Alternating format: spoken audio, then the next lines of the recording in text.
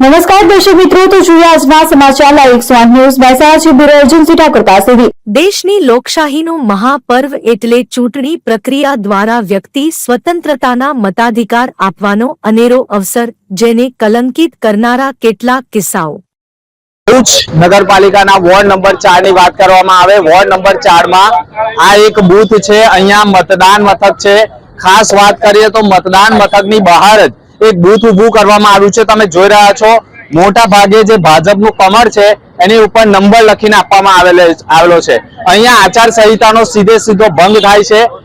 ખાસ વાત કરીએ તો અત્યારે આ વિડીયો ભરૂચ જિલ્લા કલેક્ટર સુધી પહોંચશે, કારણ કે જે બૂથ હોય છે તેનાથી 100 મીટર દૂર હોવું જોઈએ।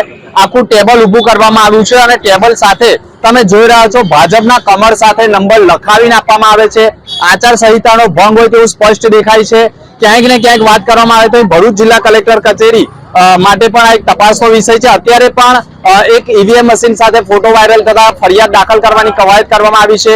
સંપૂર્ણ તમે જોઈ રહ્યા છો ભરૂચ આ જે છે બહુમાળી બિલ્ડિંગ છે અને બહુમાળી બિલ્ડિંગની બહાર એટલે કે જ્યાં મતદાન મથક છે તેની બહાર જ ટેબલ ગોઠવવામાં આવ્યા છે અને ટેબલ ગોઠવવા સાથે જે પાર્ટીના જે સિમ્બોલ છે તેની સાથે તેમાં નંબર લખીને આપવામાં આવે છે અને લોકોને ક્યાંક ને ક્યાંક ગેરમાર્ગે દોરવાનું કૃત્ય થતું હોય। ઘણા ભાજપના હોદ્દેદારો પણ અહીંયા છે, એટલે એક વાત નિશ્ચિત છે કે આ સંપૂર્ણ જે અહેવાલ છે કલેક્ટરે જોવો જોઈએ અને ખાસ વાત કરીને જો આમાં આચારસંહિતાનો ભંગ થતો હોય તો કાર્યવાહી કરવાની જરૂર સ્પષ્ટ દેખાઈ રહી છે। એસએમબી ન્યૂઝ ભરૂચ। ચાલો આજે આ ધરેડા પ્રાથમિક શાળામાં મતદાન મથકમાં મુલાકાત લેતા જે આ સીઆરપીએફ પોલીસની ખોટી રીતે પ્લેટો લગાવી અને આ ચૌધરી સમાજના યુવાનો એ લોકોને દબાવવા માટેના રોપ કરવા માટેના પ્રયત્નો કરી રહ્યા છે ચાલુ મતદાને। આ હાલ જ આપણે જે આ છોકરો જે સામે ઊભો છે એનું નામ છે પ્રકાશ ચૌધરી પાલનપુરનો, કે પાલનપુરને ના કાંઈ લેવા દેવા નથી, છતાં પણ આ ગામમાં આવીને મતદારોને દબાવી અને વોટિંગ ભાજપમાં કરવા માટે પ્રેરિત કરી રહ્યા છે। એટલે જિલ્લા પોલીસ વડાને, ચૂંટણી પંચને મારી વિનંતી છે કે એમના અમે એફઆઈઆર કરીને કાયદેસરની કાર્યવાહી કરે। કાજુ થયું નહીં મારા હું આપણા અંદાજ તારું ખોટું નહીં થાય, બરાબર? હવે તારું ખોટું નહીં કરતો, બરાબર? એ નહીં હાલે હું 100 રૂપિયા લે કોણ આવ્યો તો એવું છે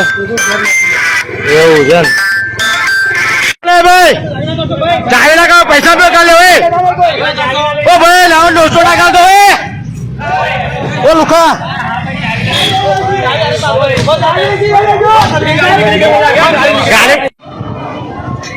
બરાબર।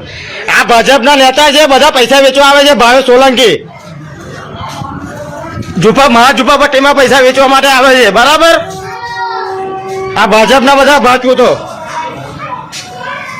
જે કેસ કઢાવવા લોકો અહીંયા આવે છે દવાખાને તપોલ ગોતીની અંદર, અને ત્યાં ઠાકોર સમાજના જેટલા લોકો છે પેશન્ટ, એ પેશન્ટ અને હાથે ઓગળી લીટું કરવાની આવું છે। આવું મતદાન કે તમારું મતદાન થઈ ગયું છે, તમારી ફી ઓછી લેવામાં આવે છે એમ કરી અને આ લોકોને મતદાન થવા દેતા નથી અને લીટા કરી નાખી। જ્યારે અમે ડુવા મતદાન કરવા ગયા અમારું પેશન્ટ લઈને, ત્યારે ડુવા પેશન્ટની ઓફિસરે કીધું કે બેનનું મતદાન થઈ ગયું છે, તો અમે તપાસ કરી તો કે લીટું ક્યાં કર્યું, કે તપન ગાંધીને ત્યાં।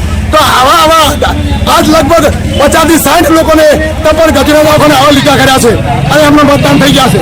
આ લોકો પૈસા લઈ અને ખરીદી જશે અને ઠાકોર સમાજના જેટલા લોકો છે એમને મતદાન ના થાય અને એમનું ઓછું મતદાન થાય એ માટે લીટા કરી જશે। એટલે તાત્કાલિક એના માટે પોલીસ એક્શન લે, ચૂંટણી પંચ એક્શન લે, ને કે અમે પછી 6 વાગ્યા સુધી એક્શન લેવાના છે।